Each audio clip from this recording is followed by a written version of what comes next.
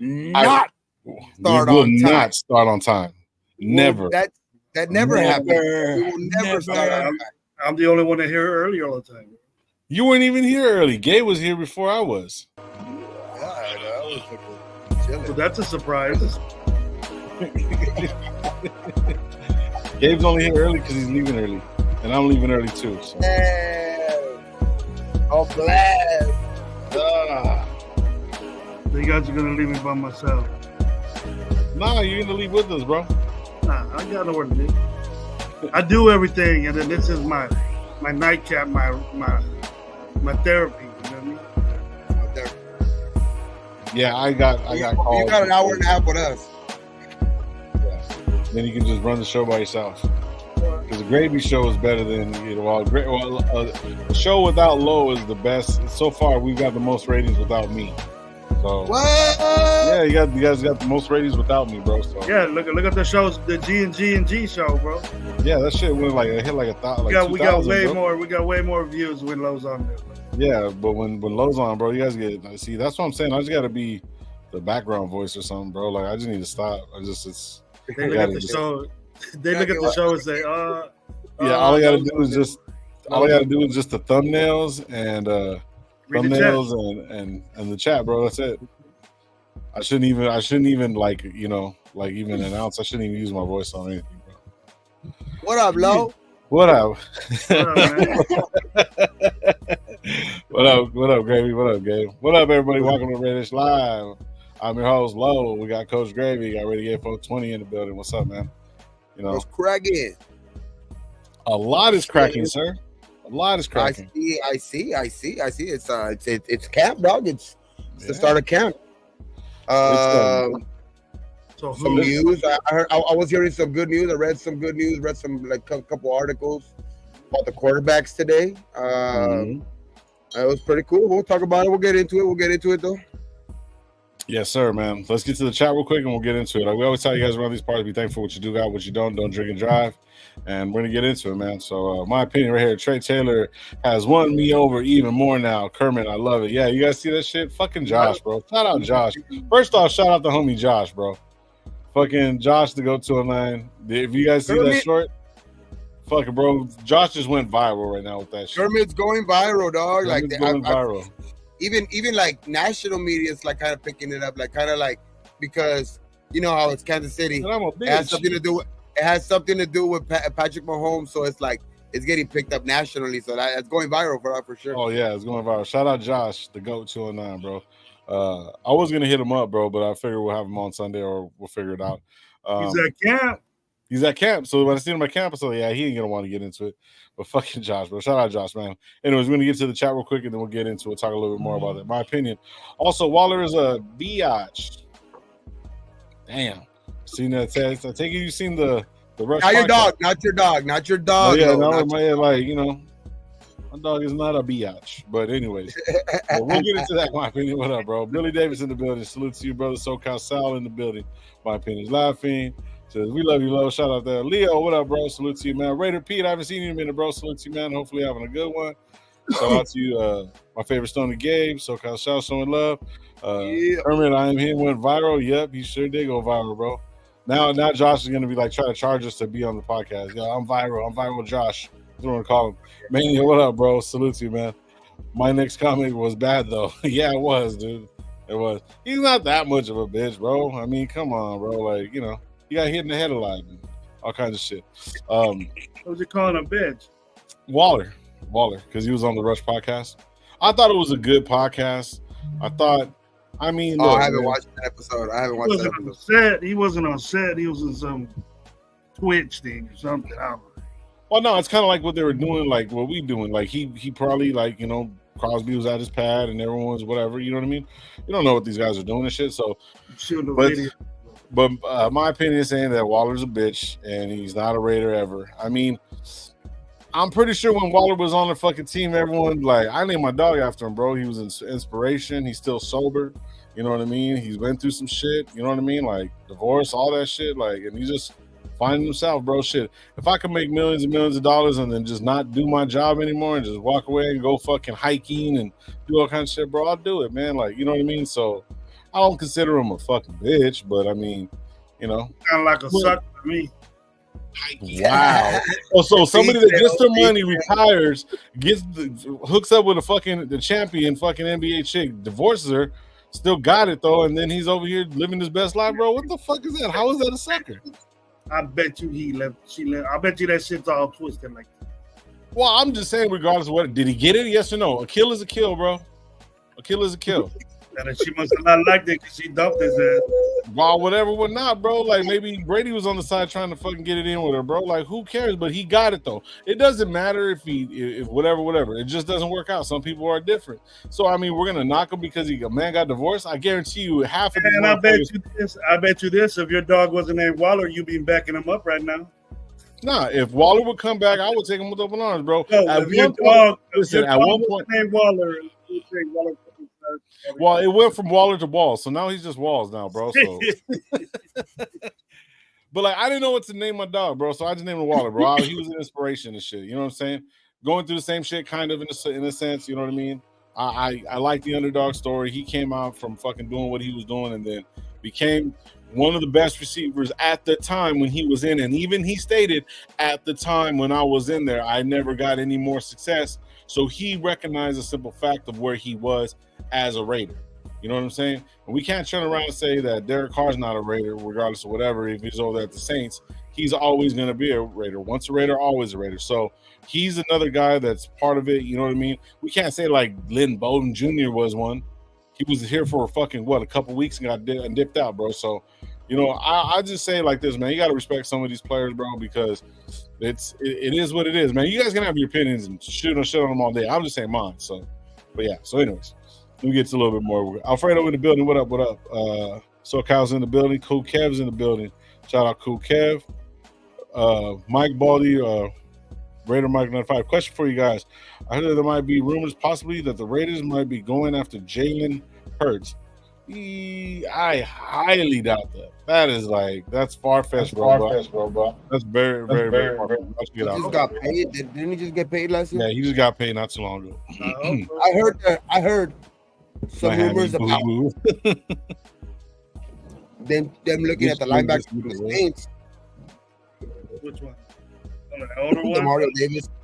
Demario Davis, right? Yeah.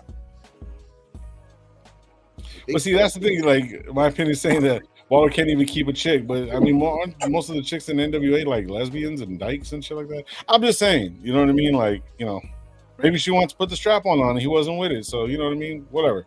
Moving on. I mean, regardless of whatever, he wasn't Raider.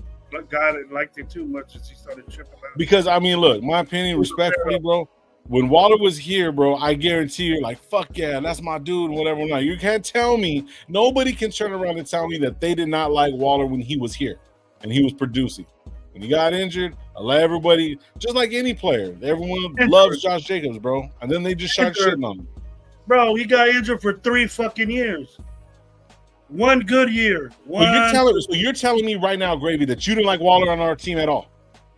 I wouldn't mind. I didn't think he deserved. Stop. Don't even know. Don't try to tip down. Did you like him when he was a Raider? Yes or no? How come you gonna answer my question for me? Yeah. Okay. Well, it's a debate. Sorry, my bad. So, okay, answer it truthfully. Don't try to tap dance around it. The simple question is, did you like Waller as a Raider? 1 year, I did. That's all I needed to hear. But the other three, he sucked. He didn't play. He didn't do nothing. Okay, cool. He got paid. Get that. He got paid well. And then didn't have no problems. Everybody bashes.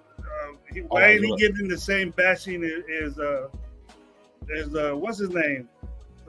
Josh Jacobs did. He never said, "I don't thank you, the fans," and all this shit.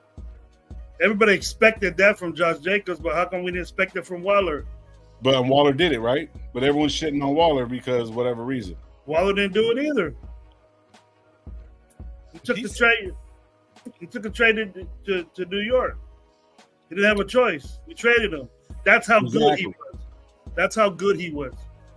But also the simple fact is that Josh McDaniels came in here. Damn, somebody's feedback. Josh McDaniels came in here and fucking tore this whole fucking team apart, bro, regardless of whatever. Even if he was hurt, and even if Derek Carr was fucking Derek Carr in the way he was, Josh McDaniels tore his team down like he did with the Broncos, like he did with a bunch of other fucking teams. The other two teams that he tried to fucking be a part of, bro. Even with the fucking Rams, he wasn't doing shit. So that was Josh McDaniels' MO. It almost seemed like a fucking snuff job. He got rid of everybody and brought in Jimmy fucking Garoppolo and Brian fucking Hoyer. So, you know what I mean? Regardless if they weren't working out or whatever or not, I mean, Josh McDaniels broke this fucking team up. And it was cool. And look at us now. We're still trying to figure out a fucking quarterback situation.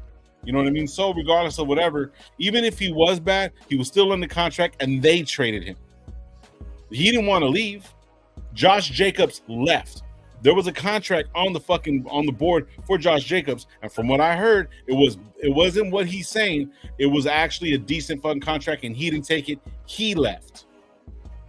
He got traded. You know what I'm saying? So, but why you get traded? Because how are you gonna sign him to a contract and then trade the dude? People did that. The same people did that. Wait, people, what up? No, he had a contract before that. No, Ziegler and them paid him. They paid him the bag. And then they fucking traded him. Well, then that was them. It's fucking stupid. Yeah, regardless of whatever, I mean, the thing is, though, when he was like on track, whatever, even with him being injured, he put up fucking numbers. And he was our number one receiving target with fucking Zay Jones and fucking... You know what I mean? Like, he was one of our number one guys, bro. So regardless of whatever, you guys can talk shit about him all you want, but at one point, everyone was like, fuck yeah. People bought Waller jerseys and everything. So I don't want to hear that shit. Like, I mean, me personally, you guys can say it, but I mean, regardless of whatever, he was a Raider, and I think he's always going to be a Raider. So Steve DeLuna says right here, I never liked Waller. He got 2 big paydays from the Raiders and didn't want to play anymore. Okay. That's cool. We had to trade him because all he did was stand on the sidelines. Nice. Okay. He had 2 years, 2 good years. Yeah, 2 good years. Yeah. So, I mean, you can't. I mean, regardless of whatever, but like, let me see. How many years did he play with us? 5. No. 5, 6. 1, 2, 3, 4, 5. 5. 1, 2, 3, 4, 5. 1 year, 2 years. Yeah, 2 years that he came up, and then the last 2 years. His first year, he was still on the practice squad. He only had like 6 receptions, but his first actual year, 2019, he was good, and then he was really good, 220, and then the 2 years after that, he was the injuries caught him. Yeah. Yep. And when he wasn't injured when Gruden was here, right? He got hurt at the end, remember? Yeah. He got hurt at the end, and then he came back for the last game against San Diego. I mean, against the Chargers. He came against when we clinched it for that tie game, when they wanted us to tie, but we ended up kicking the field goal to win. Right. He came back for that game. He was hurt for the 4 prior games to that, and for our playoff run that year. Mm-hmm. But then he came back for that last game. Damn. Why are we talking about Waller? Well, because they brought it up. In my opinion, brought it up, said that he was a bitch. But I mean, regardless of whatever. I mean, he did retire. He was a Raider. So I mean, we'll give him that much. But I mean, I'm not gonna lie. I liked him as those 2 years when he was here and he was balling. Shit, I was even saying that he was. I was with the whole crowd that was saying, you know, he was top 3 tight ends in this league because he did have that. He did have the numbers, but I was those 2 years after that though. I was the one I was also talking shit when he wasn't on the field. Of course. So I just call it like for whenever they can't hit the field. I get it. You know what I mean? There's injuries. It's football and stuff like that. But like, I'm not gonna talk shit. But it's like. It's more. I think it's on more really on the franchise because the franchise should have seen that shit since like there's certain franchise like I've said it before though like that get that kind of catch those things before they even happen. So but nobody can really predict shit. You know what I mean? Nobody can really predict shit. So it's like Waller was really in his prime, and then he got paid, and then it all went to shit. But it was just with this production that he was getting, the production that he had though, like those 2 prior years before he got paid like he was supposed to. It's just that he didn't produce like he was supposed to after he got paid. True. Yeah, I mean, but regardless of whatever, he was a Raider and he's not a part of it. That's the problem. Once the people get paid, sometimes they lose their drive, you know what I mean? Their fucking passion because they already got paid. Now they're, you know what I mean? And that's where that's the fucking hard part, you know what I mean? Because they could love football because they've always been from a fucking fucked up situation or shit like that, so they never had money. So sometimes when these dudes get money, that's it. They fucking just lose all sight of it, want to become rappers. You know what I mean? Want to become, just I'm trying to be funny, you know what I mean, with the because of the Waller thing, but like it's just a bunch of different people have different things. Like, you know what I mean? Some people will start going into cars, or some people will go start, it's just when they get paid. For some people, it's just different. You know what I mean? And then other people though just love football. You know what I mean? And they fucking, it don't matter when they get paid. It don't matter when they get paid. They're still fucking the very next year. They're still fucking defensive players of the year candidates and shit like that. So it just all depends on the fucking dude, dog. You know what I mean? If money can make him or break him, you know what I mean? Yeah, I like what. Who's a better rapper? I want to ask both of you since you guys are in the music. Who's a better rapper, Darren Waller or Lefty Gunplay? Oh, Darren Waller. Get the fuck out of here. What's wrong with you? Yeah. What you think, Gabe? That's your hood, bro. That's your hood over there. Anyway, stop it, bro. I heard that Lefty Gunplay shit. That is just. He said nay. He said. I don't even want to talk about that shit, bro. That's just a disrespect to California in all fucking ways, shapes, and forms. Anyways, Cool Kev said right here, it says everybody getting mad at Chandler Jones. He's still $60 million, and people more concerned about Jacobs and Waller. That's a good fucking point. You got that back, Kev. He went crazy, man. We got money. We got some money back for that, man. So, hey, my opinion says like this. What do you guys think of what Jones said to Taylor? I don't know what he said to Taylor, but we try to find it and look it up. Shout out to everybody in the building, man. All I says right here, me them doesn't ruin the franchise and the marriage. Got the same kind of record.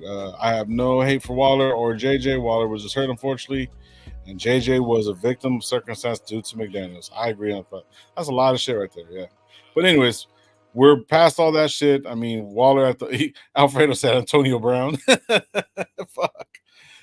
Yeah, like right now, I would be more pissed off if we still had. Like, if we were still looking at a fucking situation where the Waller thing kind of like is hurting us, like all of the other shit was kind of hurting us. Like right now, I think we're in a good place to where all of that shit, I forget. Like the only reason I've talked shit about Jacobs this offseason is because he really can't keep the Raiders name out of his mouth. You know what I mean? So like we have to keep it almost like we have to keep bringing it up. You know what I mean? But it's like. It's just like I think if he wouldn't have really ever said anything after he got signed or whatever, like, I mean, that first day, it was sad. You know what I mean? It's sad to see him go because I remember all three of us on this fucking thing were like, fuck, man, we fucking lost Jacobs. You know what I mean? But I think it was easy to kind of like, after a while, it was like he was saying talking so much shit. And I was just like, fuck Jacobs. You know what I mean? It kind of made it easier to kind of like one of those ex that keeps just talking shit, you know what I mean? Just like, fuck you then, bitch, you know what I mean? Like, you know what I mean? Like, it's easier to forget about them, you know what I mean? It's just easier to forget about them because they just keep talking shit. But, I mean, obviously, you would want him on the team, but it's just, I mean, it's circumstances, dog, and I think we're in a good place. I think we're in a good place right now to, like, that I don't really even worry about those fools. Like, Jacobs is still in the league, so I'm not gonna wish him, that he has the best season because at the end of the day, like, shit, I'm not. I just as long as he don't get hurt, that's all I wish about him. Like, as long as he don't get hurt. Waller, he's retired, so I'm not really gonna talk shit about him. He's retired. Fuck it. But the Raiders right now, though, I think we're in a good place. So I don't think we have to even dwell on those old shit. Like, I would be more fucking still fucking like, I would still be fucking like feeling it more if we still had McDaniels behind fucking, as a coach. Facts. Because you would just look for shit to like fucking just be mad about. You know what I mean? Facts. With that dude behind fucking with that dude with the fucking headset. No, I just was like, damn. Yeah, check this shit out real quick. This is the so Trey Taylor. It's Trey Taylor, right? Yeah, Trey Taylor is a rookie that shout out to homie Josh. If you follow Josh to go 209, he took I went in the room one first times I seen this guy. He had the puppet, Mahomes puppet. And so apparently he took it to this freaking guy took it to the and Trey Taylor did this. I'm here. I'm here. I'm here. I'm here. Yeah.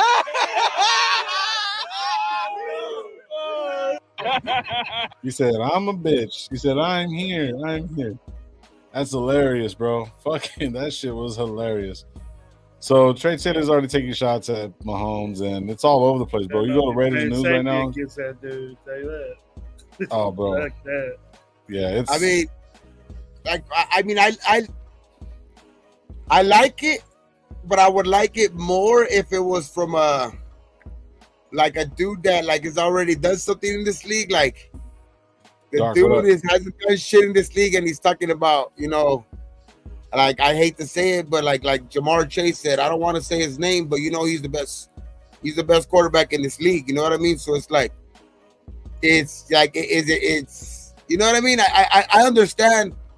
Like, I like when Max talks shit about it. You know what I mean? Like, he said, we ain't backing down from them motherfuckers. You know what I mean? We're not going to back down. There's a respect for him. There's a respect for him because he's a baller too and all of that shit. But that's where it stops. You know what I mean? There's just a respect for it. But like, when you start taking shots like that, but I mean, I would like it more if it was coming from like a fucking somebody else, maybe like a Jack Jones or something like that. But hey, rookie, hopefully it's not like there's not a spot in during the season where he gets you back for that shit. Makes you look stupid for free. You know what I mean? Yeah.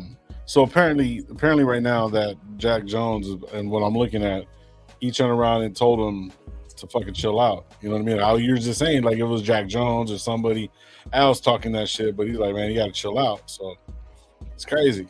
It's crazy. Trey Turner must think that he's a badass fucking safety. That are going to be on your come up. I guess I like be on your come up, boy. Yeah, you better fucking back it up. That's all. Yeah, that means that he's gonna have to back that shit up. Hey, and I don't know, Trey Taylor had ties with Ed Reed. Ed Reed, I know that part, but I didn't know he had ties with our coach. Oh yeah. He had ties with Antonio Pierce. I had no idea, bro. I had no idea, and it's just crazy. And when I was watching, there was like a little flashback on it. And he's like, man, everything comes full circle. I didn't know that he had ties with them, bro. But I like the confidence and I like the cockiness and shit like that. But now he's really gonna have to fucking back that shit up because you know what I mean? It's too early for that type of shit, dog. Like, you don't need to be doing that shit. You know what I mean? See, but Josh is giving other teams billboard material already. And then he started playing. They got it. Well, look, Josh has something right now. Popular person of day 2 of camp. Mahomes. Yeah, apparently getting them other teams pumped up, Josh. Can't do that. Well, I mean, but Josh has been doing this shit for a minute though, man. He's probably been doing it his whole life, but he's been. This is Josh all the way. He's fucking, you know what I mean? But like the first time I ever seen it, I agree with all eyes. Like I agree with all eyes right there. Like, let the fans talk the shit. You know what I mean? That's what the fans are there for. You know what I mean? You just let your play and do the talking on the field. You know what I mean? Let that shit do it. It's cool. It's cool. You grab the thing. You say, I'm here because that's something he said, and that's something that's kind of like he's kind of like embraced or whatever. You know what I mean? The Kermit shit, but that other shit, it's like you just better be able to back it up. That's all. Yeah, agreed. It was, but I mean, look, it's something good to talk about. I like the guys being in good spirits and whatever or not. I mean, I like it, but then I don't. It's like it's one of those things. It's where it's like it's back and forth and shit. But for me personally, I think it's showing the confidence now. He just got to back it up, bro. Because you can't talk shit and then not back it up. You know what I'm saying? So that's all it is, dog. Yeah. It's like Chris, when up, they bro? say like it's like when they say when you talk shit, it's just or you know what I mean? When you're out there and you're into somebody else's hood or whatever, like you just better be ready to deal with the that's it. Just ready to deal with the consequences and be ready. That's it. Just just back up your own shit. That's it. Yeah. But so apparently what Josh was saying right now is that he didn't post it. Somebody turned around, he did it. Is somebody else videotaped it?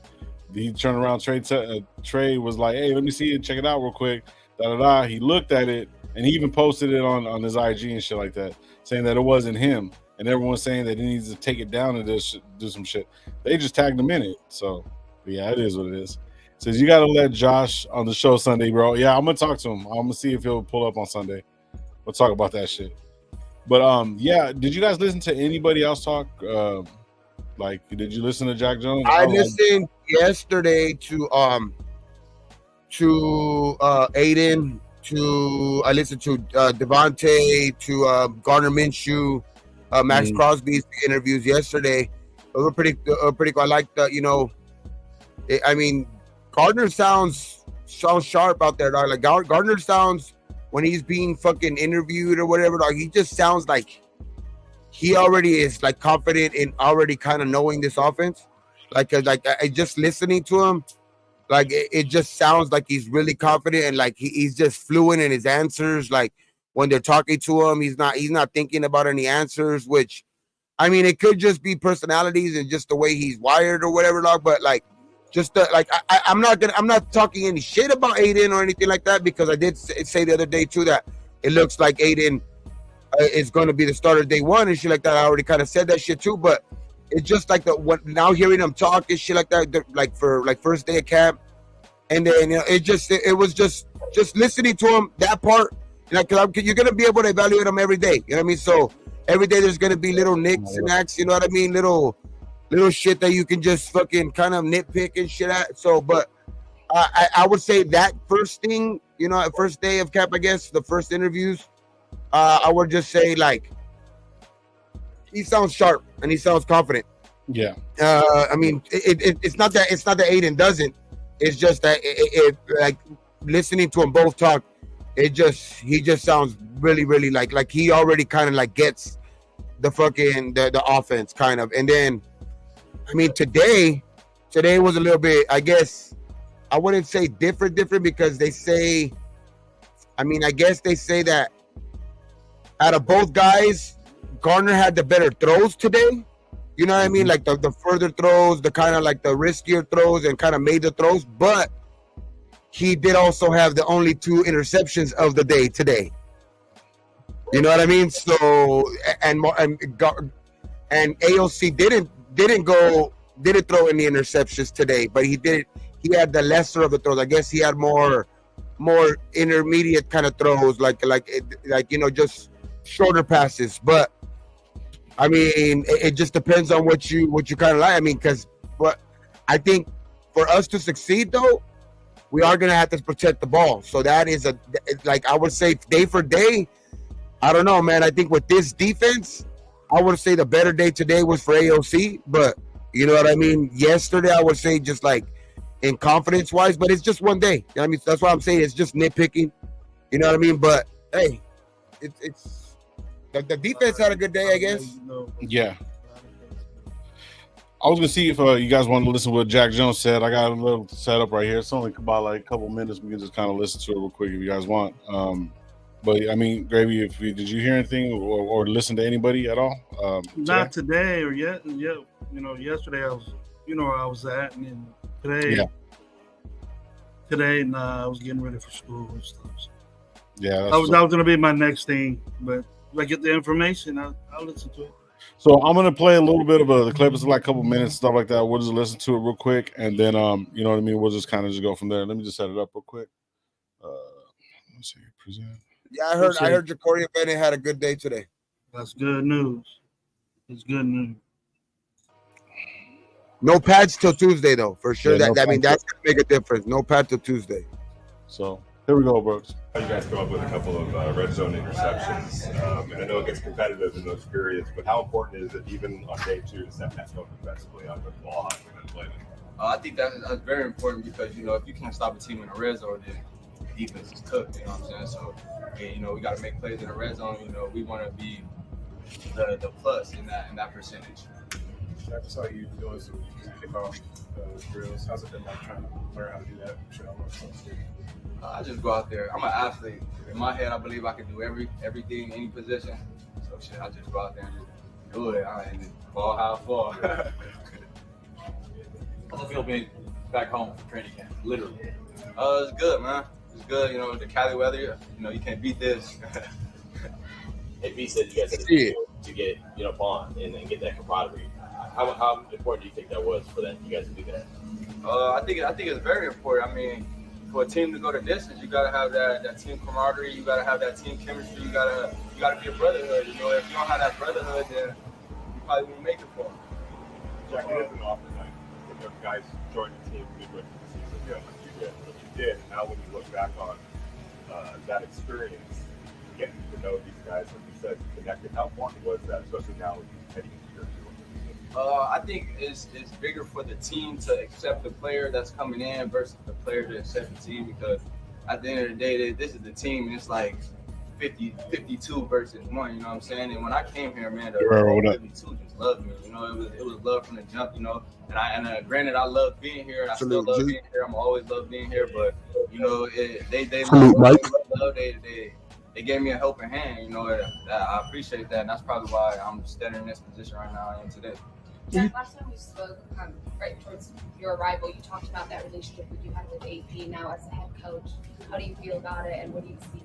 It means a lot to me that he's my head coach. It means a lot to me that he gave me this opportunity. I don't take it for granted. I mean, I couldn't even put in words what this meant to me. I mean, him being ranked the 28th coach, I feel like they was disrespecting me. I like this. I like what he's saying right here.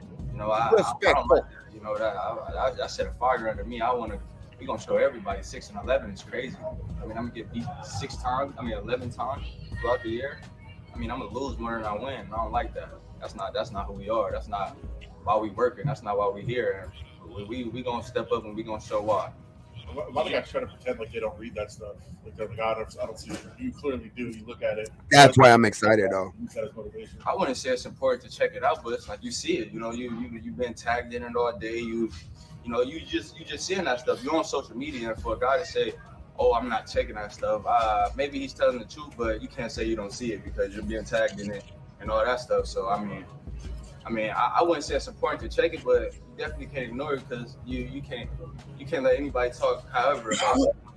Yep. You guys talked about it, or is that something that you just saw and then you felt that way, or did you guys talked about it as a team? I mean, I felt that way, and then we talked about it as a team. Max came in front of the team and let everybody know, like, this is what it is. This is what they think about us. How we gonna handle it. Jeff, this is what they think about you. This is what they think about you. Yeah. This is what they think about you. Yeah, NWA, dog. Me and Nate, the older guys. That's no Vaseline, bro. For Coach Rick, because he's goddamn, y'all right. I said it.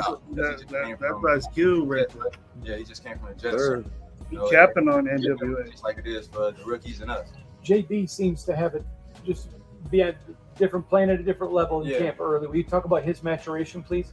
Man, we need that. We need that coming from JB. He's gonna be a big piece on his defense. Him making plays that's gonna help his defense. I hope he can keep that going. I hope the defense can keep it going. Can you see what the defensive line is capable of doing? How much better does it make you guys in the back secondary? Oh, incredibly better. I mean, D-line getting back there in 3 seconds, that's hard to beat. It's like at times we probably won't even have to cover. Them guys gonna go eat. I like that right there. What you guys did last year, it starts now. You have to make your own results. But you played so well down the stretch. Is there a way to forget about it and move on, but also use it to drive you and carry over to this? Nah, it don't matter what you did last year. It don't matter what you did yesterday. It's about what you do today. You got to wake up like that every day. If you're not willing to attack the day, then you lost. You know what I'm saying? So we waking up every day to attack the day. It's not what we did last year. It's about what we do today. Jack, every Sunday you're going to be playing against the best players in the world. But how much does it help when you come to practice every day and there's Devontae Adams and Jacoby Myers and the tight ends that you guys have from a defensive player's perspective in terms of sharpening your schemes? That makes the corners better as a whole group, not just me. When we got to see them guys, it's iron sharper iron. So it's nothing less than greatness. Let's do two more. Jack, going up against Aiden, in camp, do you see any strides This is what he says right here. Growth from going up against him in practice last season? Yeah, I think Aiden is getting more comfortable. You know what I'm saying? I think he's getting more comfortable. I don't know if it's with the playbook, with the receivers, but I just feel like a sense of more comfortability from him. You know what I'm saying? And I think both the quarterbacks need that to be able to sit in the pocket. What have you seen from Gardner? What have you seen from him on that side? One thing I like from Gardner is that he uses feet. That's one thing different from Aiden. No knock on Aiden. Aiden want to be more like Tom Brady and what's his name? Minshew want to be more like Patrick Mahomes. So it's two great quarterbacks, but it's just you get two different things. And with this league that we're in, you I'm not gonna say you need a mobile quarterback, but a mobile quarterback could extend the play. Thank you, Jack. Thanks, Jack. Thank you, Jack. Yeah, that was Jack Jones and stuff, bro. Yeah, he said a lot of shit. I didn't hear the Trey Taylor part, but yeah, man, it was crazy, bro. For me, I like a lot of what he had said. A few things was as far as what I was saying that with how Bennett moving forward was the defensive line is getting back there in 3 seconds. He goes, we're not gonna have to cover, and so how we're talking about having that second guy, coming in and stuff like that for the number 2 spot because obviously he's the number 1. I think Bennett's going to benefit from it. You know what I mean? And we talked about this before because we were like saying, man, we should go get Stephon Gilmore. We should go try to trade for somebody, whatever, whatnot. I mean, I'm thinking it might help him in the long run. And plus, Bennett was apparently like doing some good shit today. So that was one good thing I liked what he said. So Gravy shaking his head. What happened? I've always rolled with Bennett. Oh, yeah. I didn't think we need Gilmore. Bennett shines. Bennett does what he has to do and takes heed to that pass rush we're going to have. Then it's going to be way easier on him. And that's good for he's basically a rookie all over because I think the way he was getting taught last year wasn't right. So now this is a good staff, good person in the one to teach him, good safeties. Good, surroundings with him where there's not negative or talking shit, and then he's gonna go out there and play like it and probably get a shine out. Yeah. We don't need to get another veteran for this dude. I mean, I just think let him do what he was doing. And it was just attitude and want to. That was his problem. They got rid of that problem, so he's not dealing with it. Yeah, I mean, what'd you think about that, bro? Like, Gabe? Well, I love the improvement.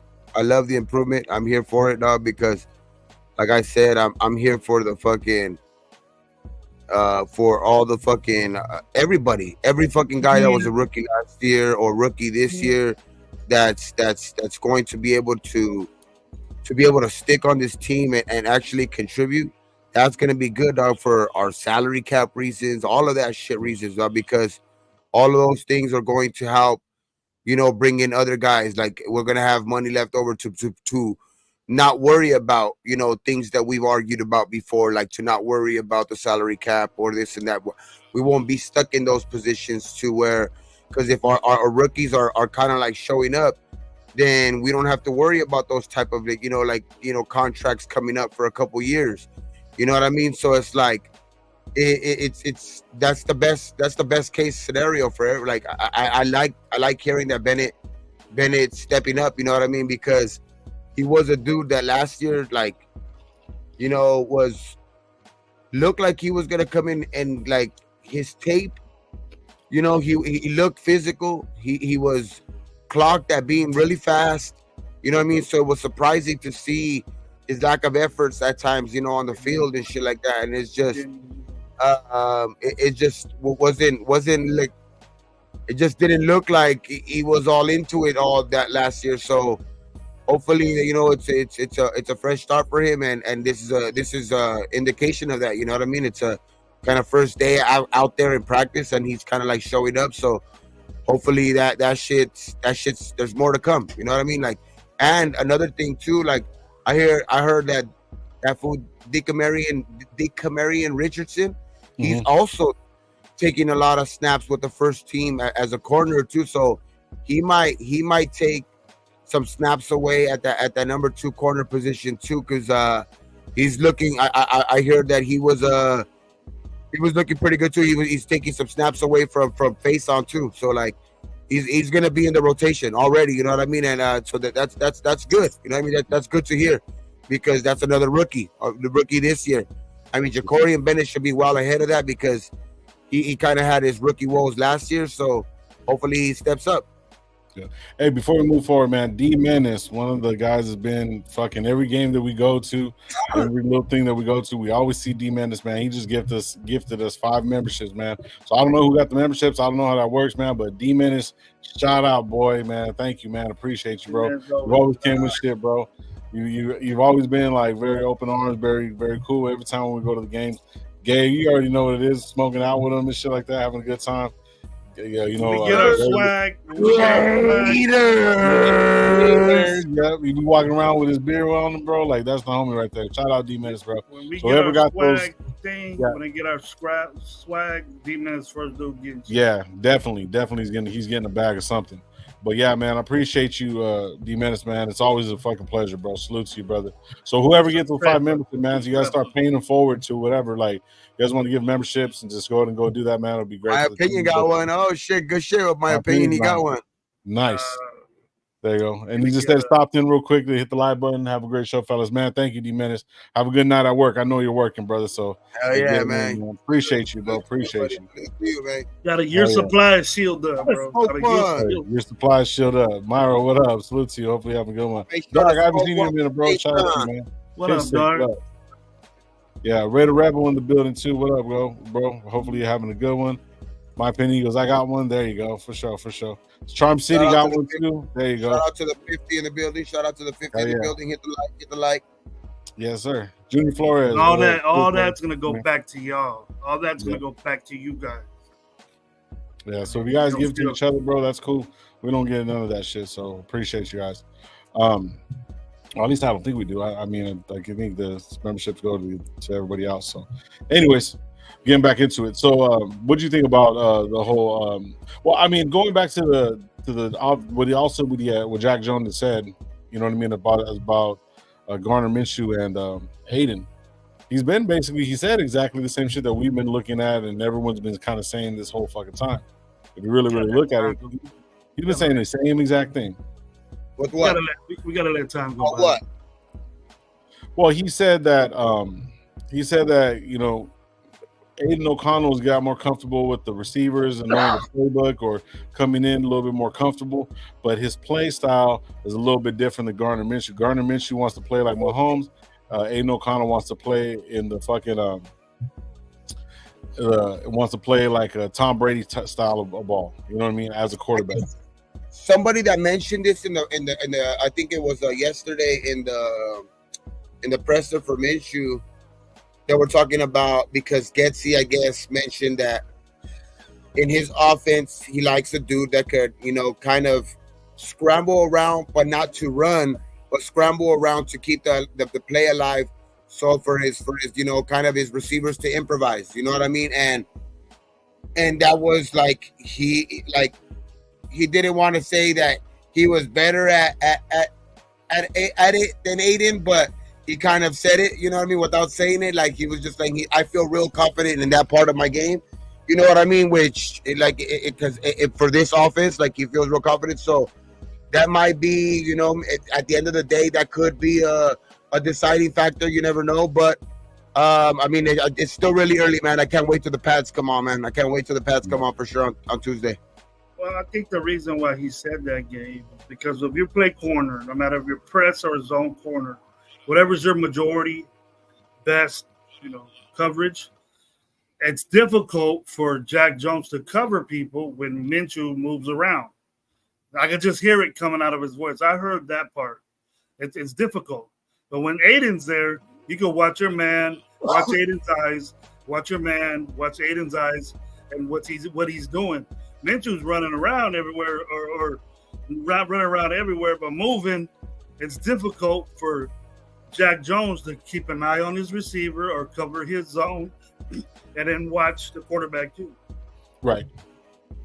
So I would take that as an interview part of it is that he was saying Minshew is more difficult to cover, or to play against than Aiden would. But see, this is the biggest thing, though. It's like if Minshew's going to try to play them the home style of ball, whatever, when not, you know what I mean? For me, I think he has to play his game. But what he was trying to say is just like kind of different types of quarterbacks. If you look at it, yeah, I don't think it's that he plays like Mahomes. It's just that his style is closer to that style, and then a pocket, traditional pocket passer. Yeah. You know what I mean? I think that's what they kind of mean because he doesn't play like Mahomes. You know what I mean? It's like if he did, he wouldn't be. Aiden just stands there, does his reads, and stays in the pocket. He's just a traditional pocket passer. That's what it is. Yeah. I'm not saying Aiden just stands there and does nothing. He's moving his feet, he's looking around, and he hits it. Yeah. Sometimes that's easy for corners to cover your receiver. Yeah, it's gonna be for me the thing about Minshew is, and shout out Raider Films, bro. Like I said, I've always watched him, before even all this shit, before I started doing the show. He really broke down that he does play that style of ball, but he gives up the ball because he tries to play hero ball. He didn't say that. I'm using my own words for it. So he'll turn around and scramble and get some yards, and then all of a sudden try to scramble again, and then turn around, try to force the ball, and then he's overthrowing it, underthrowing it, losing the ball. One way or another, he's giving the ball up, regardless of whether it's an interception or a fumble, and he tries to play hero ball. So, right here what DeMoke said, that he did throw 2 picks today. He threw 2 picks today. So I would rather, I'm not necessarily traditional, but I mean, there's certain positions and they're called certain positions for a reason. Quarterback should be able to go vertically, throw the ball horizontally and fucking move vertically. You know what I mean? You don't really want. One was tipped by Ja'Cory and Bennett, picked off by Morig. The other one was picked off by Epps, and they said that he would still be running right now. They said because that day was a pick 6. Yeah, it was a pick 6 for sure. Like he would still be running right now. He's out there by the safety. Both safeties. He must be doing it vertical. They must have been working on their vertical game or something. Yeah, so what it says, I was talking to a few Chiefs fans here in KC, and they were talking about KC soft practice. Wow, that soft ass practice. I mean, you already seen that dude kind of lay out. What's that? The dude, Tony, that fool that went to the Chiefs last year. Tony, he kind of laid him out, got up, threw the ball, and then Kelsey got in his face and started pushing him. They kind of like all got try to kind of got almost fight. And then today, what's his name threw a pass, and Justin Watson kind of dove for it. Fucking looked like he might have fucking tore his ACL or broke his ankle or something like that because they had to cart him off the field. Fuck. Yeah. So I mean, that's that. I mean, very funny. Yeah. See, my opinion is saying I don't mind the interception if he's doing what he needs to do. Every quarterback has interceptions. Yes, that is very, very true. But it's all timing of what he does it. And what happened was a lot of the reasons why they lost. If you go back and watch some of the games and stuff like that, and what I seen in Gardner Minshew, and what was mentioned, it was even before I even started watching some of his stuff. You know what I mean? Why he lost in certain games. So what will happen is those interceptions came at a bad time. Even though he was putting up numbers, he was giving up the ball a lot. You give up the ball, you lose points. It doesn't matter how many points you put up. If you lose the ball and give up the ball more than touchdowns, bro, it's not going to work. And it could be like, say, for example, he throws 1 touchdown and 2 interceptions or whatever. Say he throws 3 touchdowns, 2 interceptions. The defense wasn't really doing nothing, so they're outscoring them. Obviously, I'm not trying to be condescending, but the score. Obviously, if defense is getting up more fucking points than he can put up, and then he gives up those balls. You know what I mean?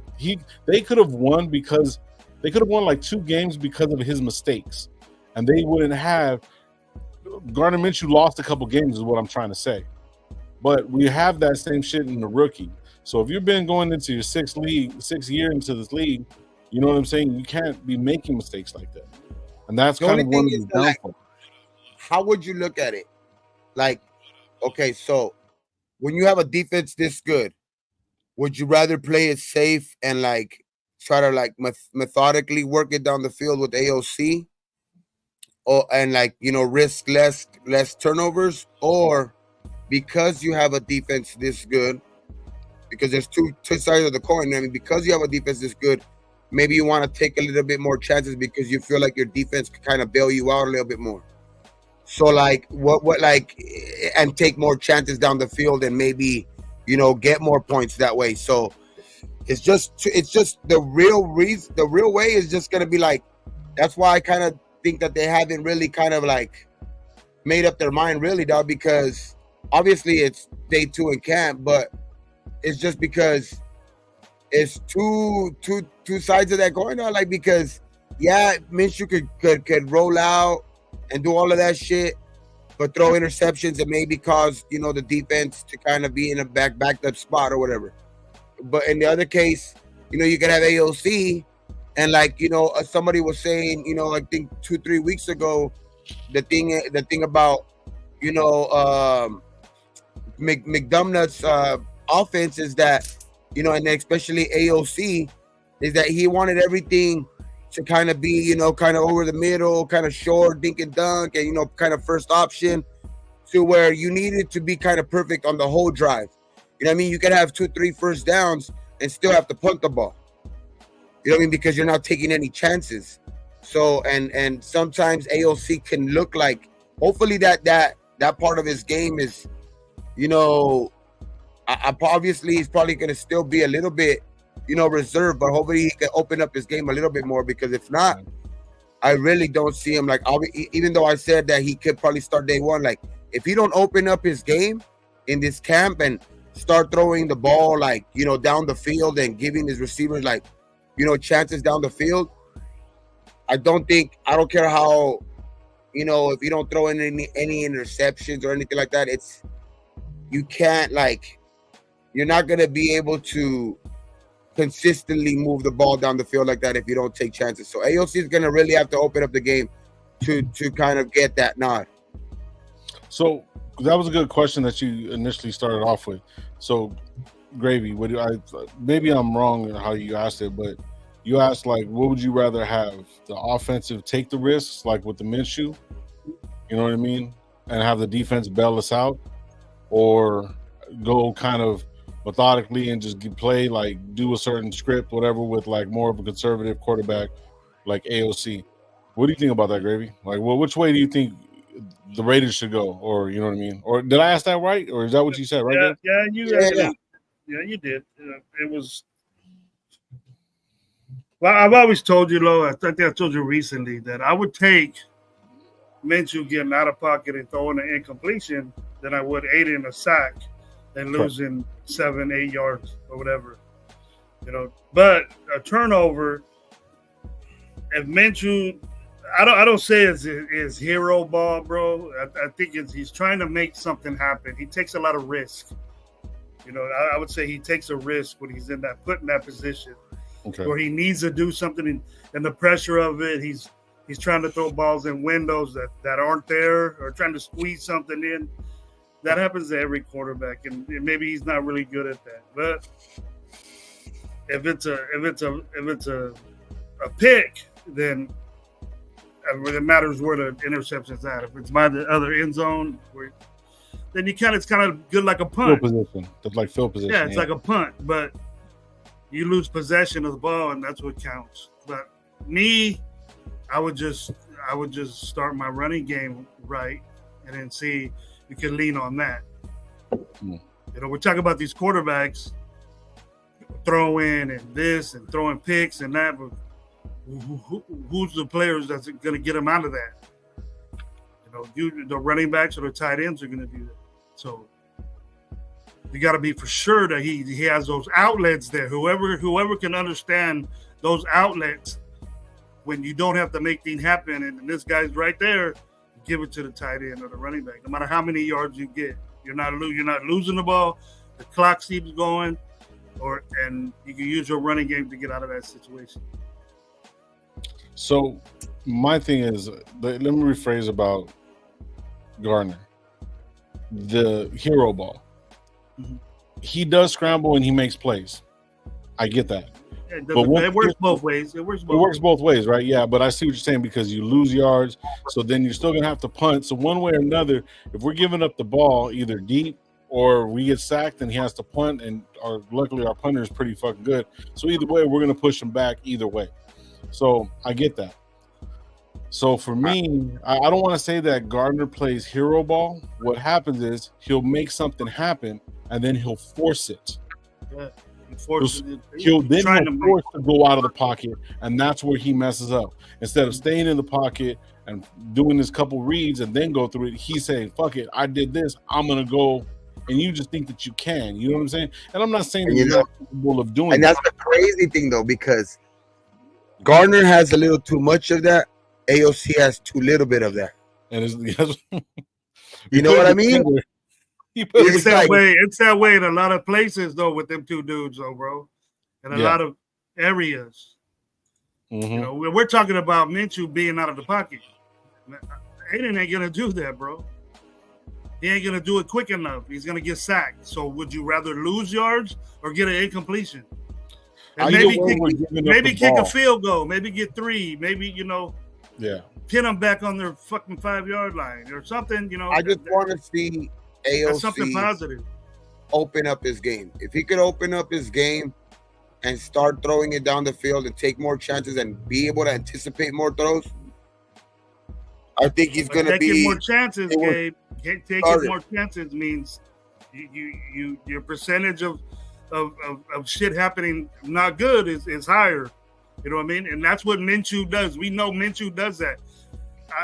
If my quarterback tries to get a first down but don't get it, man, good effort, bro. You jump and try to, and you barely make it, or you try to squeeze it in somewhere and you don't get it, but it's there, and it's not a pick.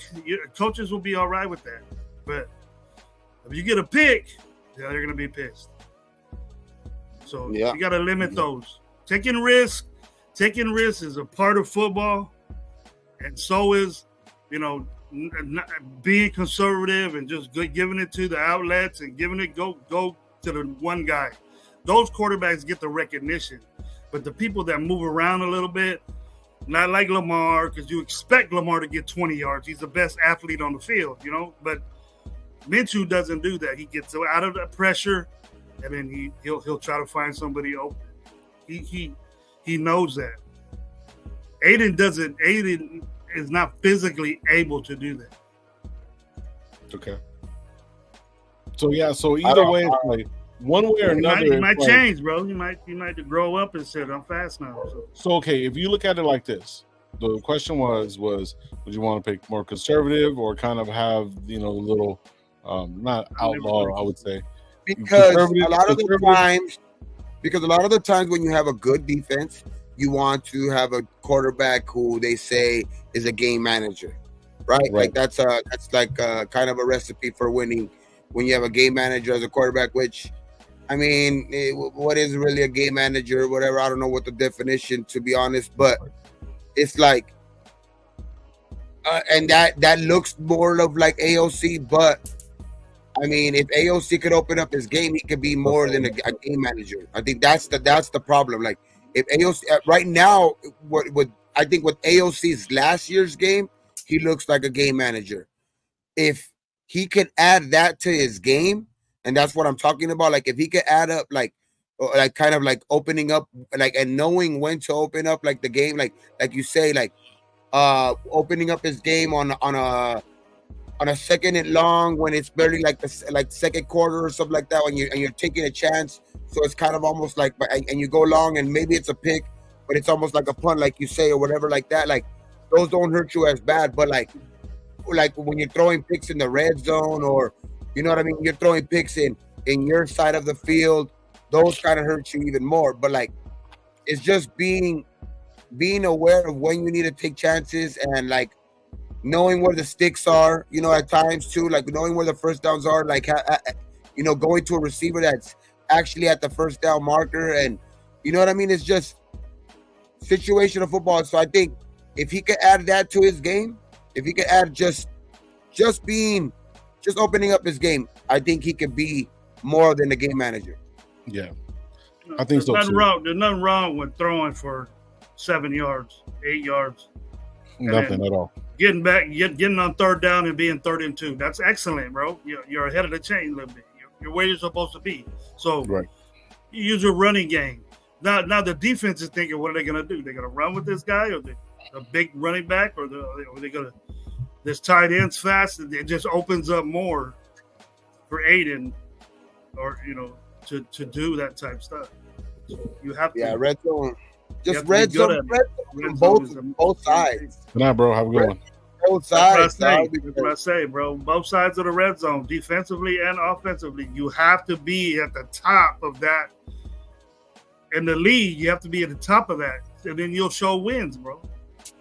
Yep. You'll show wins. It equals wins. If you're in the top 10 in both categories, I guarantee you that will produce wins. You will win more than you lose if you are in the top 10 in those, like in both of those categories, in defense and in offense. Like you will win more than you lose games for sure. And football's been that way forever. You're not going to change that. Games will happen where the offense is just, you know, you got your 50-something games where there's no defense. You know what I mean? Just two good offenses going at it. The quarterbacks are 500 yards. Stealing it. Just quarterback stealing it. You're on a you have games like that. But the way when you watch Super Bowls, when you watch playoff games, they go back to that for sure. Who's open? Give it to the guy. You know, don't take risks. Don't do this. If you want to stick around longer, you got to go strictly with the game plan. You can't go off. And that's why I've told you, Lo, that's what Kansas City did. They never broke off what they were doing. The 49ers tried everything in their arsenal, and then Kansas City was still in the game. And then Kansas City just tired them out, took them over with ball control, getting first downs. Those big boys were tired. All pro dudes barely getting up, bro. That was just amazing to see it. To be honest, though, I think like the shit that killed him the most in the Super Bowl, to be honest, and I'm not going to say it's all because of one player or whatever, but that hurt. I mean, that injury to Greenlaw was humongous. Yeah. But they had their other linebacker. They're all pro. Yeah, all world when linebacker. You got both. But he was getting abused. both, it's different. When you got both, it's different. We got one linebacker that produces, Gabe, besides the other one that tackles from behind. But exactly, that's what I'm saying. So when you have an both, all-pro guy, when you can play an over/under type with your linebackers on a all-pro tight end like that, though, it's different. And I think that's what kind of changed the games for the Niners defensively, for sure. They ran it down their fucking throat. Number one run defense in the league. Ran it down their freaking throat. Yep, they just got tired, and so that's what I don't want to happen with the whole Gardner Minshew and either one of these guys. But the way I was going to answer the question, to be honest with you, either way will work for me. But the thing is, though, you don't want either side of the ball, especially the defense, to get tired out, because the defense, you know what I mean, it's a little bit different where offense try to control. You know what I mean? Defense is on their back feet, basically. The only ones that are moving forward at all times are the 3 or 4 linemen that are going forward trying to make the stop. The other guys are backpedaling. It's a different fucking kind of ball game. You know what I mean? Because they got to try to keep everybody in front of them, and they can go over the top of them. So that means they have to backpedal. So if the offense is actually controlling the time of possession, whatever or not, our defense is a little bit fresher. I think defense does win games and does win fucking championships, but defense has to be fucking rested. Because most of the time, these offense and these players are out there that are going out there they're gonna move the ball. So if you can stop them 3 and outs, or maybe 6 plays and outs, they can, avoid even if they like say we're playing Kansas City and they go 5 and out. You know what I mean? That's good. That's good ball. Say they get a first down on the first fucking whatever, or first possession, first second down, they get a first down. Then we stop them in the next 2. You know what I mean? That's 5-6 plays because they're rested. But if they're going to be out there and we're going to keep on giving up the ball in 30 seconds, and then they're going to have to be back out there after being out there for so long, it's only going to get longer and longer and longer. So being crazy with the ball is kind of not the way I would rather want to go. I would rather control the tempo and do that, and that you need a game manager. You know what I mean? And the play calling is going to be a big part of it too. So if Garner Mitchell is going to go off a script and, I'm going to change the play and do this all because I know this and whatever, not, I get it. You kind of want someone to wing it. You know what I mean? But it's more along the lines for me. I want to be an efficient attacking machine as far as offense. That takes time. That gets our defense to get fucking rest. And that's all I'm saying. And then what happens is also what happens is the offense on the other side of the ball, they're not fucking in rhythm. You start I think our offense is going to be put in positions though to where what up? Like we're going to be taking the ball away from them, like in their part of their territory. So where like our offense is not going to have to even work that hard. I think, to be honest, like at times, I'm not going to say like, you know what I mean? Because it's obviously I'm not going to get over, I don't want to talk, too much, but I just think I believe in this defense to where I think they're going to put this offense in really good situations, though. I think they're going to put this they're going to bail out the offense at times to where, because I think the offense is going to have some growing pains at the beginning of the season. I do believe that, you know what I mean, whoever starts, you know what I mean? But I just think that this defense is going to be able to bail us out more times than none.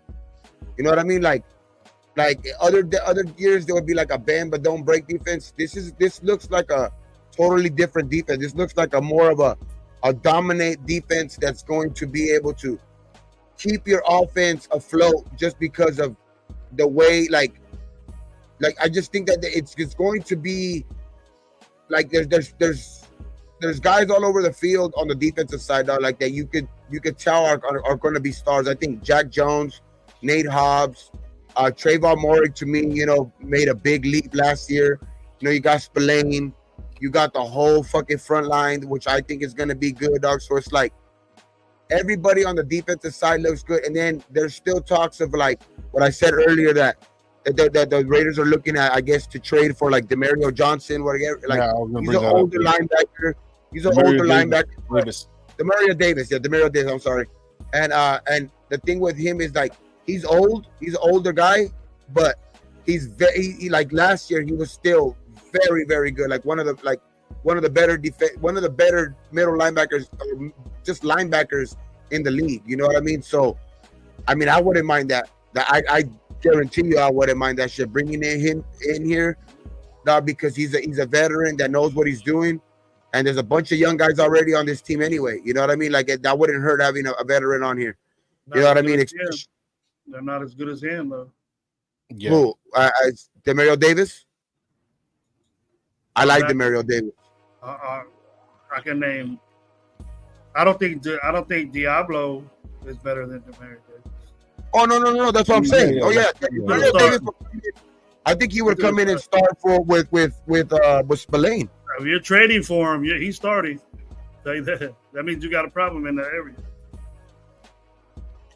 Yeah. And our problem, I think, is depth. We got depth. We can put Diablo or Masterson in the back. Because that wouldn't hurt, dog. It would not hurt to bring in a guy like that at linebacker position because we are thin there, and that would not hurt. That shit would be. I think that would be really, really good. Like, I think to be honest, that news to me would be better news than. I mean, I know I like Gilmore, but I think it would be better news to me to go get Demario Davis than Stephon Gilmore at this point right now. Because I think I'm like Gravy. I kind of believe in like maybe Jacorian Bennett's gonna be, it's gonna surprise me. Dog. I think like he's gonna play bigger like than he played last year. He has something to prove. And I also believe in some of the younger corners that were chosen this year, like Demario Davis, like Devonshire. You know, he's also been getting some playing time. Like just those guys. Like, and then we still got Faison coming back. So I think those guys will probably, especially with the front line, dog. I think they're gonna be able to kind of shine. Kind of be like they're gonna be able to kind of shine, dog. With like at times, those guys are gonna be plugged, especially with the, you know what I mean. I think Ja'Cory Bennett's gonna have something to prove, and I'd rather have a linebacker at this point than a corner. But we got some money, so shit, we can make a couple moves. Well, if Ja'Cory Bennett does just like what you said right now, okay, if he does improve and he's doing. And look, one day in there, Ja'Cory Bennett looked good. Okay, let's try it the next day. And then let's try a week from now. But we're still hearing good things about Ja'Cory Bennett. And we could pretty much knock him in that slot, which he is on the Raiders roster as a number one corner, the number two corner. Now, and Gilmore, he ain't going to want to be back up. So that just lets me know that that Bennett is improved enough to where he can start, which I always thought he could. And then we could go for that linebacker. Yeah. But as far the Bennett doesn't do what he's supposed to, or he's still doing the same shit. Faison's there, and then you can get a Gilmore. Because we don't know how durable Faison is. Yeah, he's kind of been back and forth with the injuries and stuff like that. He's in and out and stuff like that. He's a little bit that older shit splints and missed half the season. I know that shit hurts, but that shit hurts like a bitch. I know a lot of guys that played with them too. Yeah, I like our young guys though. I like what I'm hearing about, you know, Richardson. I like what I'm hearing about Devonshire. You know what I mean? Those guys are good. Trey Taylor, he better have, you know, he just better back up his own shit. He's a safety, but he just better back up. Richardson's faster than Bennett. He's faster than Bennett. He's taller than Bennett. He tackles better than Bennett. And the only thing he doesn't do is that he doesn't have a lot of interceptions. He was taught well as far as tackling is concerned. Nobody's gonna get by him. SEC. Hey, yeah. Shout out Jack Henner, man. Salute to you, brother. Check us out. He has a question. I just had it up for a second. He says, I have a question. Tough one. If Morig or Epps goes down, who steps in, Taylor or Palomar? I'm gonna go Smith. I'm gonna go Smith. Palomar, I think. I think Palomar. He had a lot of reps at the end of last year. Yeah, and if Epps go down, if both of them go down, then it'll be Palomar and Smith. I'm gonna go Smith because Taylor's gonna need a little bit more time, I believe. You know what I mean? Just personally, it's pecking order, I guess you would say, because Smith is not bad. He's not bad at all. He just needs a little bit more reps, I think, personally. So I don't know why I'm saying this. This might be the first time, but yeah, I think Palomar deserves to be a starter somewhere on this team. Yeah, he's good, man. He's been showing a lot of improvement. He takes away from Epps or Murray. He's going to end up being better because he's faster, bigger, and stronger than both those guys. Those guys just have it. And Palomar's getting this. All those 3 years we got him, he's like this. Learning. And he got pedigree. Yeah, he has that in him too. You know what I mean? Like that's like. But that shit should show off right off the bat. You know, you like your uncle. It should show off right off the bat because, you know, Palomar in Pittsburgh, rookie season straight out of USC was balling.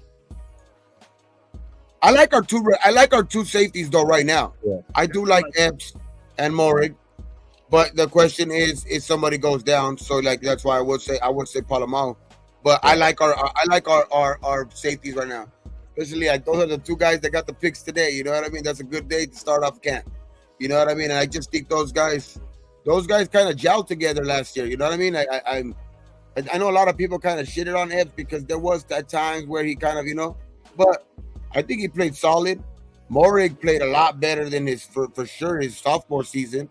You know what I mean? He made a real big improvement, and hopefully he could just. I think the thing with Morig is if he could get better with his hands, which today was a good sign of that. You know what I mean? He kind of picked it off. So if he could get better with his hands, dog, and be more opportunistic on those shits, because he gets his ball in a lot of hands. He gets his ball in a lot of hands. He gets his hands on a lot of balls, dog. But it pause. But you know what I mean? It's just. sometimes he just has stone hands. I mean, he cost. Remember his rookie year, he could have had a pick that kind of would have sealed the game. A couple of times like that. So the end zone ones, yeah. Yeah, if he can just kind of improve on that, he's gonna get better. That boy, he said it himself too. You know what I mean? He kind of said it himself. So I think he's working on it. That's for sure. I didn't say pause. Yeah. So hey, just a quick thing, man. Gravy just dipped out right now. Quick thing, real quick. Nothing. I just want another update that came in. We're talking about Colton Miller and stuff like that. We're gonna be ending the show probably here in the next like 15 minutes. Gabe has to take care of something. I gotta go take care of something tonight too. Gabe's gonna go watch the new Deadpool movie with his boy. It's gonna be dope. Yeah, but my son, for the end of the summer, dog, took him a couple things. Took him to a couple of things already, but just take him to a couple more places before his summer's over. You know what I mean? And this is a movie he's been wanting to see, so we'll take him to go watch. Like not a premiere, but it's like the midnight type show and shit. So I'll take him. So but one of the other things that we were talking about last show, we will be live Sunday. Also, check this shit out, you guys. We have kind of made a decision on what we're going to be doing. We will be having a fantasy Raider Nation Live fantasy football league. We got 4 players already as of right now. So, chat, I'll bring it up a little bit more on Sunday. We'll have a little bit more of information on who to get a hold of. Most likely, Gravy is going to be running the whole show. We also got the homie Omar. He's going to be the commissioner. So they're going to be co-commissioners. Gravy will give you all the information of how. That's AOC's agent too. So that's Omar. Omar's AOC's agent. AOC's agent. So so if you guys are going to want to get into it, we'll say a little bit more about it on Sunday. Gravy's going to be hosting the whole thing, but it will be the Raider Nation Live fantasy football. And so there's going to be a total of 8 spots. And so whoever wants to jump in, I'll give you all the information on Sunday, and we're going to be playing for quote unquote fun.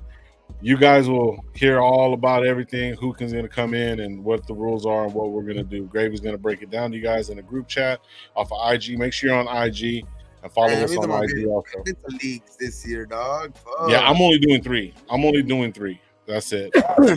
So I was telling the guys right now about the whole fantasy football. You're going to be running it. You and Omar are going to be co-commissioners, and it's us 4. And then we're going to have 8 spots open. So you guys just jump in if you guys want. Gravy is going to be running the whole thing. Gravy's going to be running the whole thing. So you guys talk to him. I'm in 3 leagues this year. I'm going to be in this one. I got 2 other leagues and one of my OG leagues I'm going to be in. I'm only doing 3 this year. Yeah, the OG league that I'm in with my family and shit like that, and family and friends like that, that I've been in for like a fucking years and shit. That one, we switched over finally from fucking. We were on Yahoo before, but for years, and now we're on fucking the Sleeper app. So that's we're gonna try that one out this year. The Sleeper, I heard that one's really good. So we're gonna do the fantasy on the Sleeper app. Okay, for sure. But we'll let you guys know, man. Sunday we'll have all the information. If you guys want to start kind of getting into it, you can go to Gravy to Gravy's Top Shelf Oils on IG, or if you follow Gravy on IG, get over there with him, talk to him. We'll start making the list, and he'll start giving you everything and start going into it. So reach out to Gravy, and he'll take care of that for you. But watch out for Gravy making backroom deals. Yeah, bro, I gotta watch him, bro. It says, I want in on the fantasy Sleeper app. Is fire. Oh, for sure. Get a hold of Gravy and Myra and go for it. If you can follow Gravy at just type in Gravy Top Shelf Oils. Let me bring it up real quick. It'll be a little bit easier like that. I'll put it in there. If you guys want to start reaching out to Gravy, that'll be perfect. Let me see. Okay. But if you're locked in to the Holler Squad, my original one, then we won't be able to get into the Raider Nation Live unless Gravy. That's not what I said. Whatever. Then we'll have to squash it over again. So look, just go ahead and copy that right there. Go to IG and stuff like that. That's not what I said. What I said is Gravy has Holler Squad, right? So we're going to talk about it again. Gravy has Holler Squad. He has a league over there last year. So there's a bunch of people already over there. So this is going to be for this. If you're on the Holler Squad, I didn't say you can't be on this one. You keep getting confused. You can come over, but I want to give somebody that's actually in are in the Raider Nation Live, you know what I mean, chats and everything like that. You guys get shots, and then whoever's left over, and if there's not the next day people that can come in that are locked in, then we'll bring other people over. So go right there to the Raider, where I put it up, Raider Nation Live right here. Copy that link, go to IG, and you can get to hold of Gravy, and Gravy will give you all the information. But getting back to what I was going to talk about before we get out of here, let me see, where is that? Oh, right here. We were talking about Colton Miller and his injuries and everything like that. And apparently it says from Raider Legacies right here, Colton Miller's shoulder should be ready to return in a few weeks, according to Telesco. Miller underwent off-season surgery to repair multiple shoulder issues. Multiple. That's crazy. You know what I mean? So it's like, I don't know what. They're not giving all the details for it. So the teams are playing to save for his return, so he probably won't be back until probably won't even suit up for the last preseason game. Maybe we might see him at the second preseason game just to get used to it or whatever. We'll not see how he's feeling, but that's not a big thing. But also practice. I don't even care about preseason games for him. Like I just hope he practices. Yeah, but also the rookie JPJ shoulder, he would return rather quickly. So apparently he's just doing some stuff. So it's going to be cool. So our offensive line looks like it's kind of coming together a little bit. So we'll see what happens. Our whole left side is gone. As of the moment, right now, yeah. DJ Glaze was on the left side today, getting cooked by Crosby. DJ Glaze. Tell me to tackle that dome. That is true. But yeah, so yeah, but yeah, man. Colton Miller has to be. Yeah, we're gonna have problems. So, do you think that with a little bit of bread that we got right now, and them talking about maybe getting a linebacker, trading somebody, is there anybody that you would trade for just in case Colton Miller can't do it? You got him. You picked him. Hey, I'm gonna go fucking crazy, and I'm gonna say he's not reporting to camp because he wants a new contract. Fucking trade for him. Let's go get Trent with him. Oh my god. Trent Williams. Trent Williams is good. Makes the same as fucking quarterbacks do. I don't give a shit about money. I don't give a shit about money, but you're gonna have to pay him. Beat, bro. But is he left or right tackle?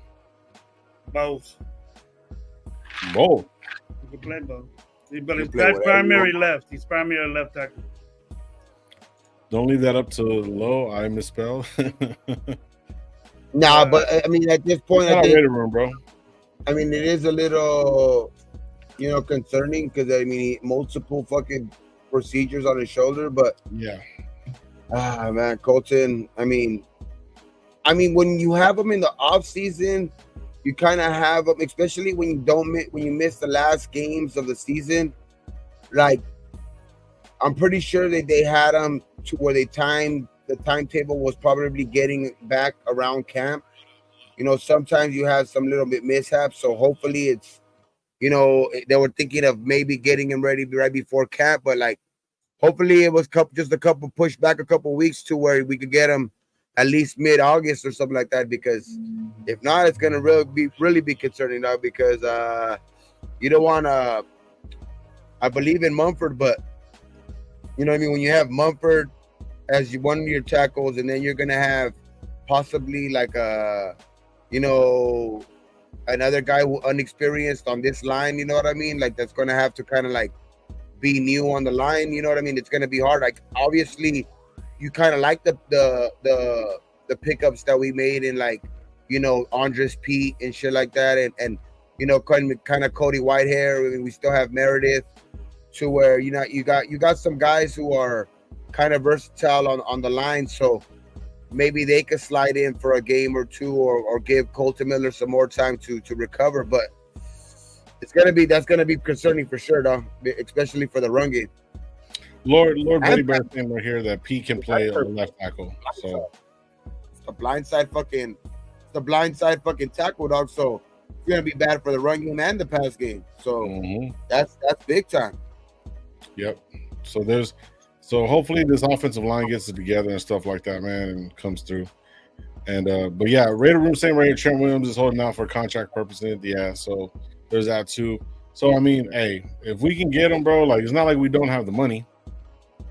You know what I'm saying? But it's like going into the contract next year, if we get a big, high-paying, tackle or whatever, not because the way it's looking, if Colt Miller can come back and play like his Pro Bowl self, which I'm wanting and everybody wants because nobody Colt Miller doesn't have really any lower extremity injuries. You know what I mean? So most linemen do. So he's kind of an upstanding guy. But if he can't hold these guys and his left shoulder's not giving out on them, and he can't keep his hands on players because of injuries, you know what I mean? We're gonna have to start looking for a left tackle, and we're already kind of sketchy at right tackle. So maybe investing into another offensive lineman might be somewhere where we have to go. And hopefully some of these rookies moving forward can actually take the place of a Morig, or if Morig wants to take off, go somewhere else, or Epps, because Epps is on his last year too. You know what I mean? So it's like there's a lot of things that have to going into the next year, bro. So it's like a lot of these guys are going to play their asses off. A lot of these guys are going to want some money. Hobbs is going to want some money. You know what I mean? So we got to really, really look at what we're looking at moving forward. What draft picks we got and who's healthy and who's not. It's going to be not a long year, but it's going to be a tough year. We might see a lot of players in and out, but this is just kind of a little sketchy for me on the offensive line. I'm not completely worried, but with all these guys like Max and all these different guys taking care of themselves, Max had fucking 2 surgeries and he's already out there running fucking full speed. He has his knee split all the ways wide open from fucking, all that stuff, bro. Got all that shit repaired, his hand repaired, all that stuff, and he's out there. But some of these guys aren't really taking their health right or getting it right. But, JPJ's a rookie coming in. He might have to, learn how to get his body right coming from college to now to the pros. You know what I mean? Both of them are shoulder injuries. Both of our linemen are shoulder injuries. And that's a problem. That's a problem. Yeah, it's a problem, but it's not as bad as if it was lower extremities. Yeah. Hips, knees, ankles, shit like that. So shoulders are super bad too. Especially for a tackle. Yeah, because you have to be up here, be able to move like that. If you can't fully extend and touch, you know what I mean? Yeah, bro. It's no, for a tackle, really, they have to keep their arms extended. And for a tackle, it's really important for their shoulder.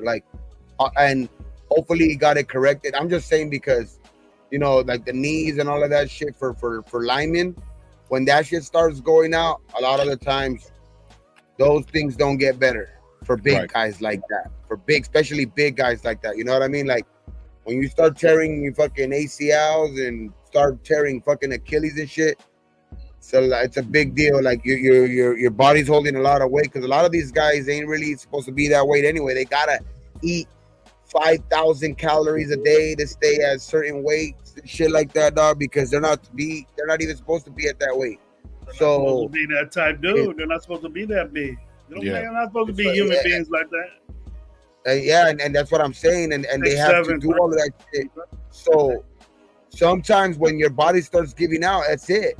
You know what I mean? So hopefully that's not the case. But I mean, that's what I'm saying. I'm glad that it's not the knees or the ankles or shit like that, Achilles tendons and shit like that in the legs. But I hope he got it corrected with those 2 surgeries that he got. You know what I mean? Hopefully he got that shit corrected. Yeah, for sure.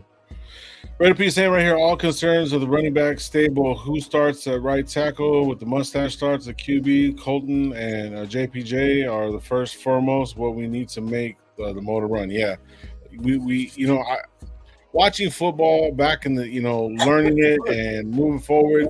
A lot of people don't really pay attention to the offensive line. And Gravy's over the years is hey bro, you got to watch these players. Then you start looking at these contracts. These guys coming in and they're getting big contracts.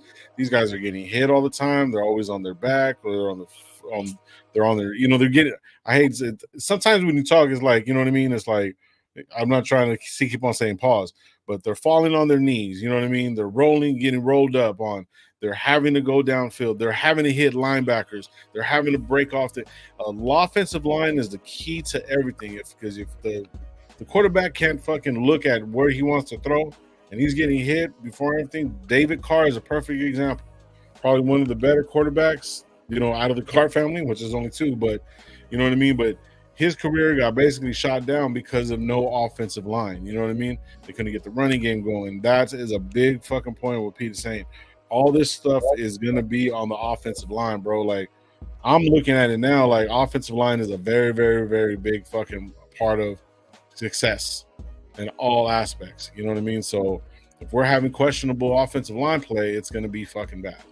It's going to be bad for Gardner Minshew. It's going to be bad for AOC. It's going to be bad for Zeus. But hopefully it's not as extreme as it is, and these guys can come in and, back it up and stuff like that. So, yeah. So, here's hoping. We need Colton Miller up. My opinion, real name is 74 Colton Miller. Okay, I don't know what to say. Due to DSC, OC couldn't complete a pass in 5 yards. Okay. Like, it was all intermediate shit like that, but yeah, it was nothing long, nothing. Everything was inside. He was like 6 for 11 or something like that, which I think Minshew was 8 for 11 or something like that, and then they had but Minshew had 2 picks. So that's just it's the same thing. Right. So see, even if he had 5 for 5, but he couldn't be 5 for 5. It was 5 for 7 and 2 picks. That's bad.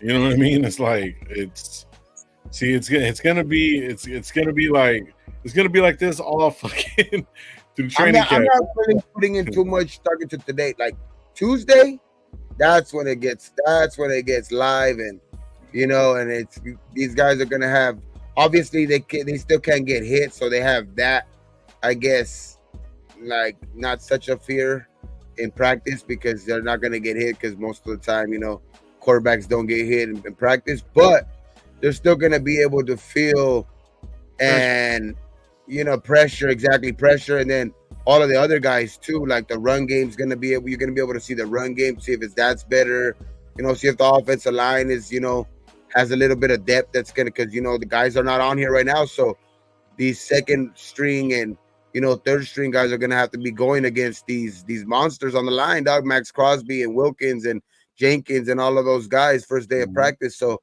let's see if they can hold up their own. That's gonna be something to see too. Like, so Tuesday, I think Tuesday is that target day for us, like, and everybody to really actually start putting stock into like what these, obviously every day, but that day is the real day. That day and moving forward, you know what I mean? You'll be able to really see, you know what I mean, kind of the fucking what you're gonna actually closer to any good defense you're gonna see out there. You know what I mean, for the season.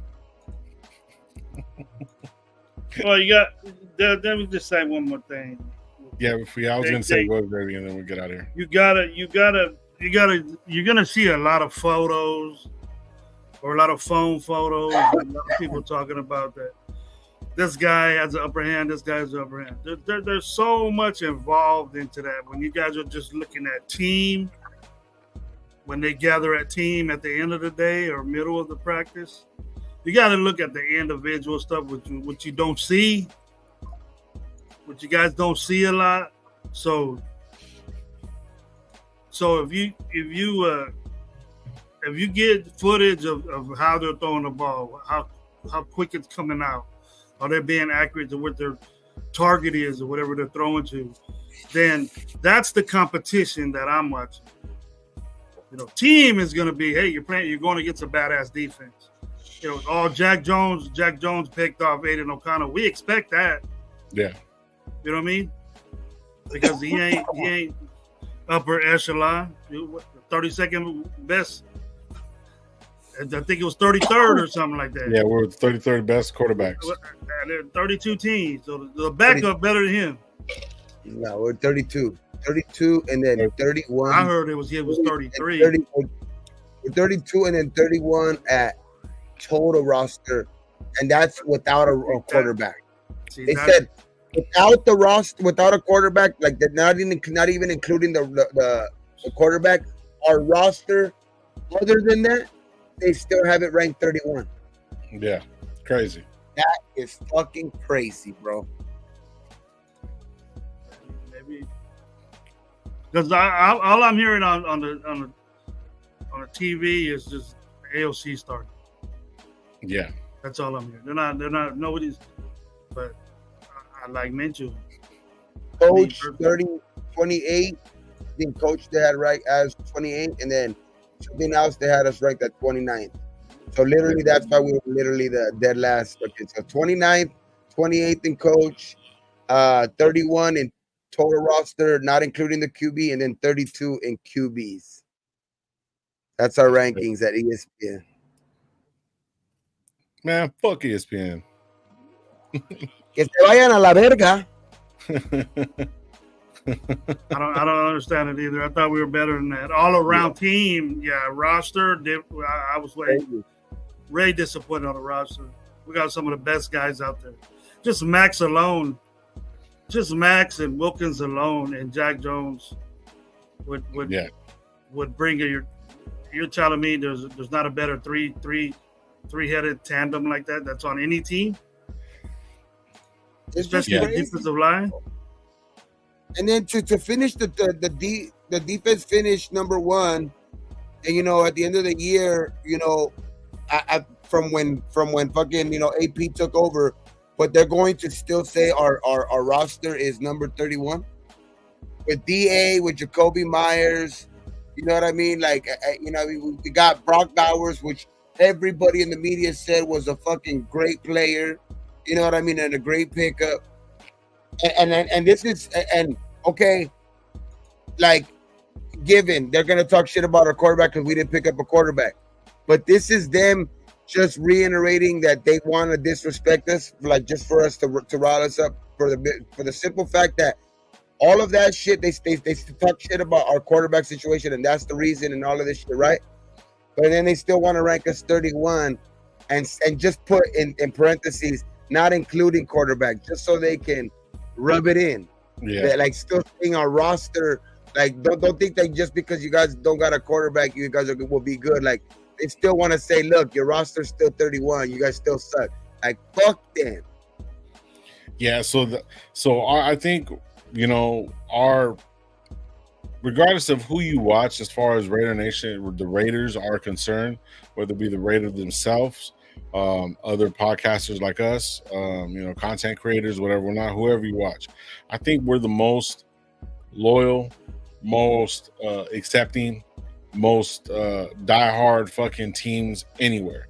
I think a lot of these other content creators that do, like, say, Pittsburgh or Broncos or fucking Atlanta, they're not like the Raiders, bro. Like, they're not like us, bro. We have our own media circle, bro, that, like, there's certain people that are in and out of whatever or not. So when they don't have anything really to talk about besides put us down, because it's like we're so strong, bro, that like we're gonna give them all those views and be like, fuck you, Colin Cowherd, We're gonna be so loud in their building. That's why they're trying to make it negative on us so they can, just get those fucking views, bro. So me personally, I'm kind of glad that, like, Rick Eisen, you know what I mean? Is a good dude, you know what I mean? But he's honest, you know what I mean? But I think he's more along the lines of whatever is best for the NFL, and I've said that also. But I mean, really, fuck them all, bro. Like, really, really. I know Sunday for sure we're gonna have a lot of shit to talk about. I know. I just feel like we're gonna have a lot. We do that to ourselves. So we a lot of people do that to ourselves. We hope and pray that this dude's gonna be cool, that this guy's gonna be, it's good, and then we make excuses for him. I've been saying that. That's my gripe. You just by saying, AOC is we've never said that, but I've heard it before. He's our franchise quarterback. He's our Kenny Stabler. He's this, he's that. Putting names, our expectations of these guys are so outstanding. Is that Pittsburgh, they ain't got nothing to worry about. They made the playoffs like 12 years in a freaking row, bro. You know what? They gotta find ways to bitch. We're bitching all the time, bro, because the players that we fall in love with, like, where's Sarah McCormick at? Where's Dalton Wagner at? But watch out for him. For 3 years, we've been doing that. Oh, watch out for this guy. You know, McCaffrey 2.0. Here we go. Incognito 2.0. The dude's hurt, just like Incognito. Yeah. So we got to stop. We just got to take it at ease and say, you know what? I know we're not the 32nd best roster out there, or we're not the defense is not 28th or 29th. I know that. Yeah, definitely. But it's crazy, you know, bro. But it's their job to make them doubt themselves. I don't get mad when people are talking shit, because actually, factually, they're right, because we haven't done shit except for the last 9 games. Our defense hasn't done shit except for the last 9 games of the season last year. Right? Am I correct with that, Gabe? Can you? You know, we've been 32nd, 28, 29, 32nd, and then now we get a bump up because of a new coach. That's something to talk about. That's something to be happy about. Right. But, you know, I'm happy with, like I said, 10 and 10. We have that balance of a good offense and a good defense. We're good to go. We're going to win games, bro. And then as long as we win games and people start saying, oh, shit, we got to play that tough-ass violent team that came and beat us down the other day, you know, like Kansas City said. We woke their ass up, bro. So if we can leave off that level of play and start it off next year, we ain't going to have any problems, and all of us will be happy, and we can talk shit whenever we want to. But at the end of the season, we have to have the hardware to do it. We got to win the division. Fuck Kansas City. We got to start taking over the division. Mm-hmm. And then other things will fall into place, bro. We start winning playoff games, you know. But as long as we're winning our division, that's all I want to do. That's winning, bro. That's something I'll be proud about.